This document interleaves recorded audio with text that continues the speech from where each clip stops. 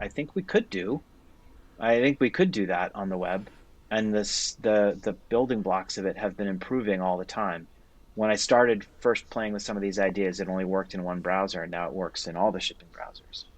Um, so um, so that was kind of the impetus of that, and I've been working on sort of improving that, and now I'm starting to try and build some talks around it to sort of show people how all of this might work. So would you say like the best way to learn is to teach? I think so. And teaching, that can take many forms. Yeah. It's writing a blog post. I wrote a blog post it was like 2007 about things that we did to make a Drupal site 508 compliant, which in the US is sort of the baseline of accessibility Yeah. standards. At the time, it was not as good as what like WCAG was even at that time with the 1 or 1.1 standard. But but it was still kind of an issue. There were starting to be some legal cases in the U.S. and so this was a good way to focus in on that. And so we solved all of the problems that this huge website had for CVS Caremark. So it's like they're now like a Fortune 10 company. They're like a Fortune 25 company at that point. So they were really concerned about meeting these accessibility requirements. And we did the audit, and it took us like 4 hours to do all the things that we needed to do, and that was it. And so I wrote a blog post about that. And for years, it was a top five Google search result if you searched 508 compliance in Drupal. Yeah. And so that was a powerful thing.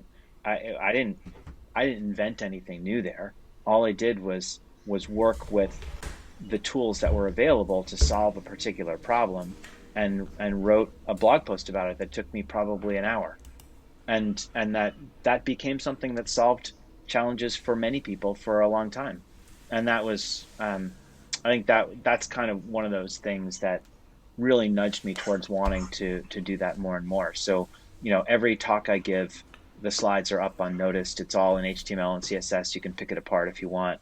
Um, you know, I always try and keep everything that I do sort of out in public, Yeah. and oftentimes even the workshop code and stuff like that. I'll usually make those repositories open as well. So I mean, just I'm curious. Is like, how did you actually get into the industry then in the beginning?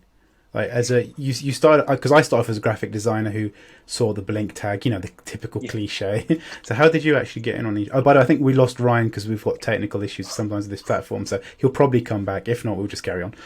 Well, I hope so. Um, so I got into it because my I guess it was the beginning of my second year of school.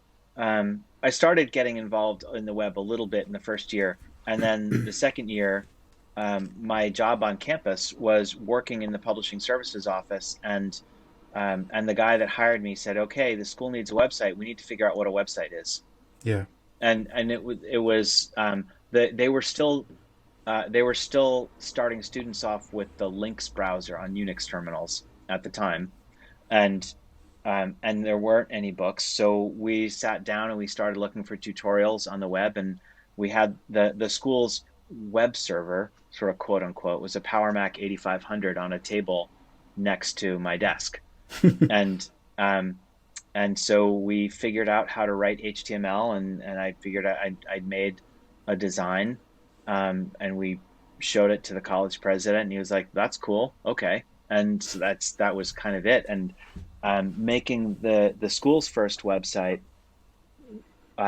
just opened the door. I mean, I had been already been doing some freelance graphic design work, but as soon as this was in 1994. As soon as you could spell HTML, you could get side gigs making websites. Everybody wanted one, and that's really where it started. So it was interesting because I was just starting the graphic design program.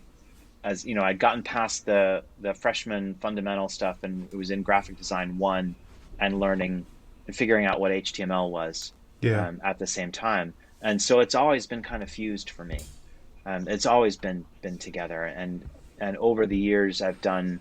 .NET development, server infrastructure management, creative direction, and like started building my own content management systems in 1997. And it's just, I don't know, I've never been able to separate those things, and I've never really wanted to. Yeah. um, I find it all fascinating. And that's the type stuff fuses all of that into an even smaller area. So like Yeah, you've got to absolutely. know how to implement it. You need to know what the technical issues are. You need to know what the browser issues are. You need to know how all of that stuff can be brought together to make um, something beautiful and usable and readable and accessible. And I just I love that mix of all of Yeah. those things together.